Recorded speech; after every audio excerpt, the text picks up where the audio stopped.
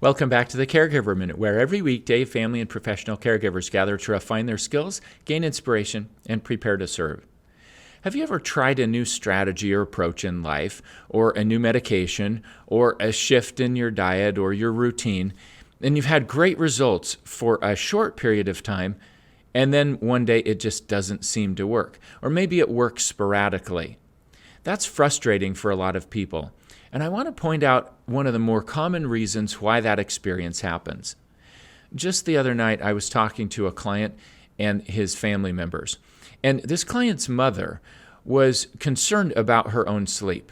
Now, to give you a little bit of background, the particular client that I was talking to has had some concussive injuries that were causing a lot of mental health challenges. And one of the techniques that we've used to get his brain to a better place is a technique called audio-visual entrainment. There are devices that use pulsing sounds and pulsing lights because after 3 to 5 minutes of exposure to very steady inputs, the brain will start to keep pace with that. So you can actually influence brainwave patterns. You can speed them up or slow them down.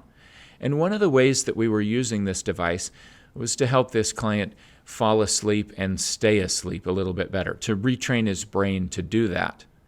Now, his mother was also experimenting with this device, and it improved her sleep for a couple of nights. And then it didn't seem to help as much for the third night or fourth night. And she was saying, did I use it wrong? Did I set it up wrong?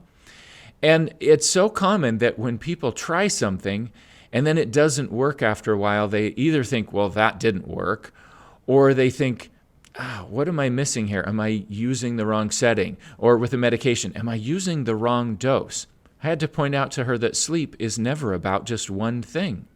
Great sleep starts the morning before when we get out and we get some rays of blue light that suppress our melatonin and kind of set the body clock and get us ready for about 12 or so hours later to have a really good melatonin release and to start the shutdown process.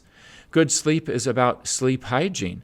It's about calming stimulation, lowering the lights, preparing ourselves for deep, restful sleep, making sure that the room is a little bit colder temperature because most people tend to sleep better with that. It's a lot of different things. And as long as we try to hang our hat on only one thing, we'll never get optimal results. So I encouraged her to stack as many things in her favor as possible and continue using the audiovisual entrainment device to try to retrain her brain how to go to sleep and stay asleep effectively. We always get better results in life when we stack things in our favor. That's true in our relationships as well. A good relationship is not about one positive interaction, one deposit in the relational bank account, if you will. It's about making regular, steady deposits. It's about improving relationships from as many different angles as we can. So today, I invite you to consider how you might use a multimodal approach in a lot of aspects of your life. If you're trying to improve something, what are all the different contributing factors, and how can you improve as many of them as possible?